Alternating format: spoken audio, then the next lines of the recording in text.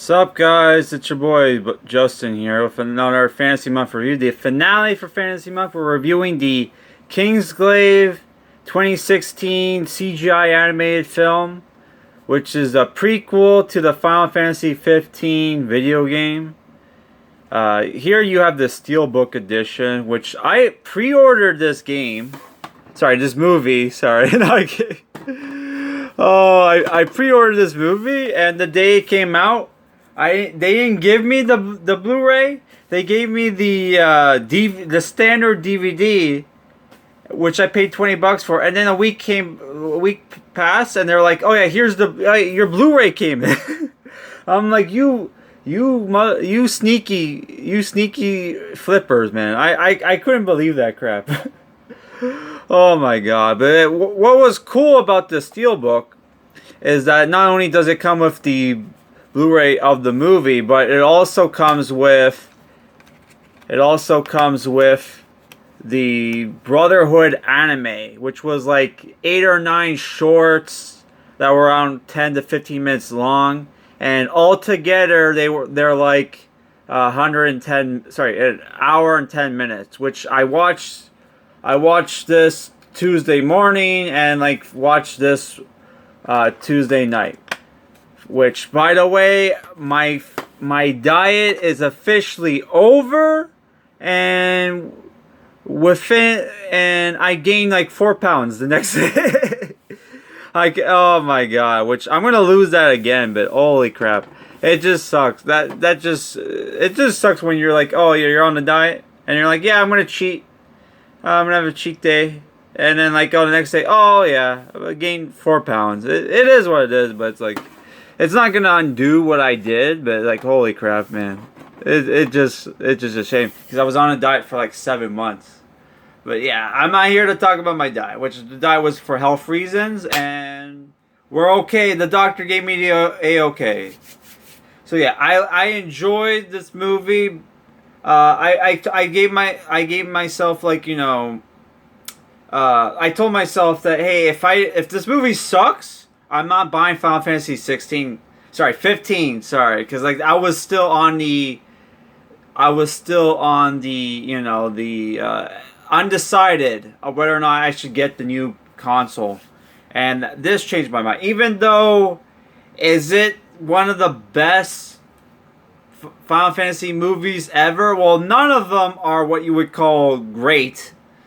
Of the 4 movies that are out there, 5 if you count the Brotherhood, which is almost a movie. Which Brotherhood is like well, at some points it takes place after Kingsglaive.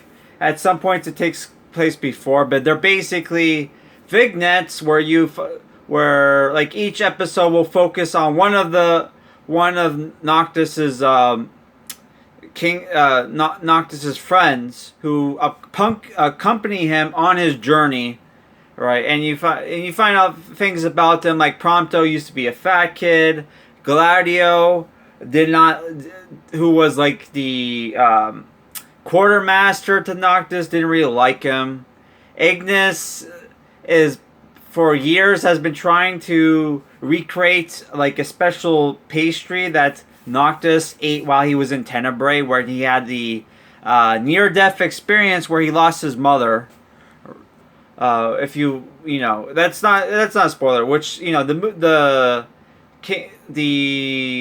Brotherhood series starts off with them about to fight a female Naga who's huge, has 6 arms, and each arm is wielding a sword. And at the end of the series, you know, you finally see Noctis fight the Naga and maybe avenge his mother. You know, I'm not gonna spoil it. But yeah, that's basically the Brotherhood anime. I enjoyed it. It's a very comfy watch, just like the video game, in my opinion. And what action scenes there were good, but not the, you know, could have been like, we could have had more, and there was CGI, but overall the 2D animation for Brotherhood looked amazing. Though, like, the hairstyle for Noctis did not match the the video game for some reason, but it was fine, and they never dubbed it, which was like they couldn't dub Brotherhood. What the hell? But yeah, so now we're talking about Kingsglaive, which is a CGI animated film where they had depending on the character, they had someone doing the voiceover, someone doing the motion capture, and then and then there's somebody they based the look of, like a character model. Sorry, somebody they made into like a character model, right? For the like the main character Nyx, they took a guy, used his likeness for the character model, and they did that for a bunch of the characters. And then you had voice actors and motion captures. Some of the motion capture actors did their own voiceover, like Libertas, he did his own voiceover, but most of the characters are like you have their own voice actor and own motion capture guy. So yeah, the movie is dubbed. The main character Nyx is voiced by Aaron Paul from Breaking Bad. You have Lena Headey as Luna Freya, which that's her right there, who's from Game of Thrones. You have like another Game of Thrones actor in this movie, Sean Bean as King Regis, who did a great job. But I'm surprised, like, oh my god, especially if you know what happens in the movie, it's like, oh my god, he's playing another character, another character who's doomed to die, because that's what Sean Bean is famous for. Which, yeah, the movie is like days leading up to the fall of Insomnia, which is like in the movie, the post-credit scene is like right before the start of Final Fantasy 15, where the character's car breaks down and they have to push it, which the car does have a cameo in the movie. At one point, Adrian Paul and the captain of the Kingsglaive is driving around in it. But yeah, the movie is basically like the tail end of the war between the people of Lucius and the Empire, who want to take over all the territories and take Lucius's crystal, which provides magic to the king and the king's soldiers, which is the elite of the soldiers are the Kingsglaive, which are made up of refugees and immigrants from the different territories that the Empire has conquered. And our main character Nyx is from Gahad, which is the same place that Gladio is from. So yeah, the movie, it's like almost has like two storylines, but really they connect, where you follow Nyx and the Kingsglaive, and then you follow all the politics side, where the Empire offers a truce to Lucius in return for them to basically let all the territories, leave the territories alone, let them become part of the Empire, and then Insomnia will be safe. Which the king has no choice but to accept the truce, because he's growing weak, because it's his magic. Not only does the magic power come from the crystal, but it also comes from his strength. And you see in Brotherhood how he was a normal guy, and then as the war goes on, he becomes weaker and he starts using a cane. Where in the movie he literally has a leg brace as well. So yeah, and that's the main. But the Kingsglaive and the other refugees living in Insomnia don't like it. So there's conflict between the people, the Lucius citizens, and the refugees. Yeah. So it's the thing where, like, the movie, I think the biggest problem with the movie And like, if you ever saw Resident Ark's review for it, which I did a couple weeks ago, which kind of inspired me to go back and rewatch the movie. Which there are things in the movie that I missed the first time around. Spoiler alert, but like why Luna Freya doesn't accompany Libertas, which obviously didn't happen in the game, right? But like, well, we know that she was in the car when Nyx learned the news that, hey, his friend was one of the people who was one of the traitors. So okay, it makes sense that she's not gonna trust this guy to take him to the mean to take her to the mean point. But yeah, like, it's a thing where I enjoyed the movie, but the biggest problem with the movie is the dialogue and the performances, where the eyes do not match up with what people are saying, and like certain scenes. People speculate that, oh, if you watch it in subs, it would be better, but I honestly I kind of doubt that. Which I'm not gonna watch the movie sub. Like, Sean Bean did a great voice performance. Aaron Paul was okay, but like a lot of the side characters, yeah, they were not great. Also, Todd Hypercorn, is also does a voiceover in the movie as well. I think Wendy Lee does also. So you have some anime voice actors in the film.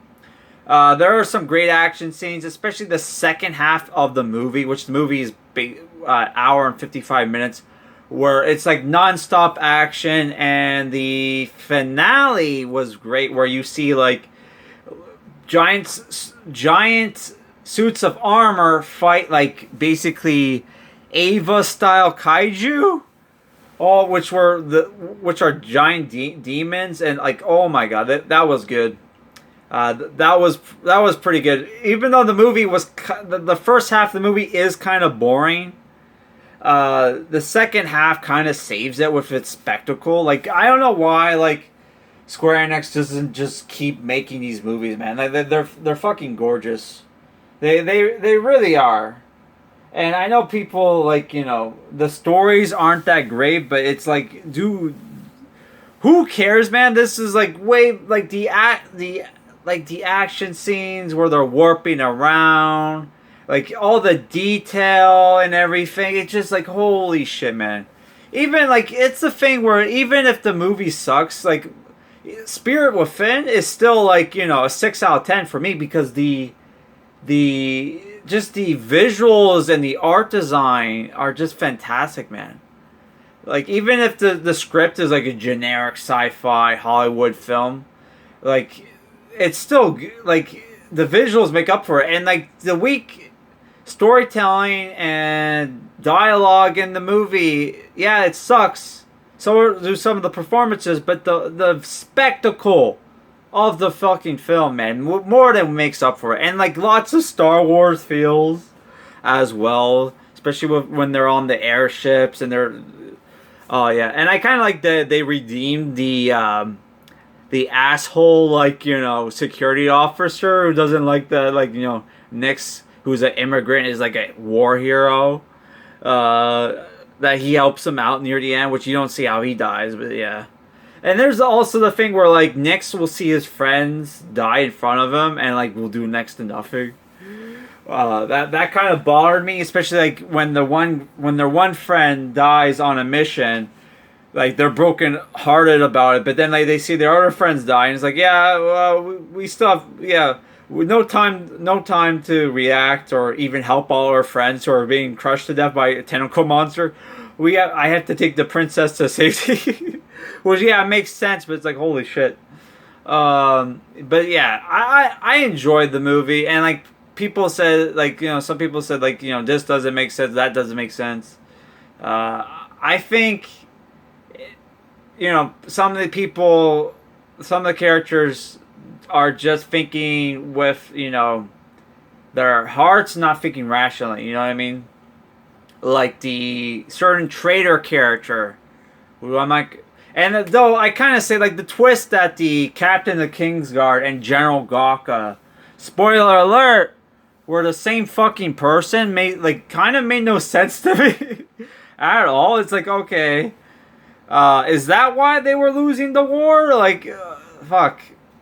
Like, how do you have like two like, you know, basically generals on either side of the war turn out to be like the same fucking guy? That makes no sense. But beside from that, visually, this is a great movie.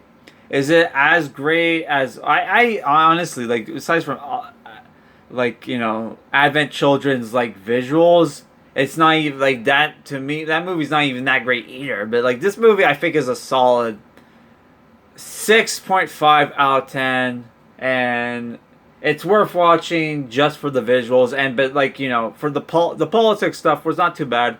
Sean Bean does like a good performance. I kind of, and it's close, and the people who did get to voice in the games are close enough where it's like, if you watch the movie and then you play the game, it's like it's not that jarring. It's pretty close. So yeah, 6.5 out of 10. If you want to know my opinion on the best Final Fantasy movie, I kind of want to leave that for when I kind of want I want to pitch to Kevin, like Kevin Street's a friend of the channel, who you know, sometimes we do live streams. I want to pitch, hey, let's do like a Final Fantasy film retrospective and like watch all the fucking movies. Which, for people who don't know, there was in the 90s, I think there was a Final Fantasy film called Final Fantasy Legend of the Crystal or something. I watched like years ago. That movie also exists, so we would need to watch like all four. The Spirits Within, Advent Children, this movie, and then the original. But yeah, because I have certain opinions on how they should be ranked. Some people say Advent Children's the best. In my opinion, certain other movies should be considered the best. But yeah, I don't know. We'll see. But yeah, that's it for this review, guys. Hope you guys enjoyed. Peace.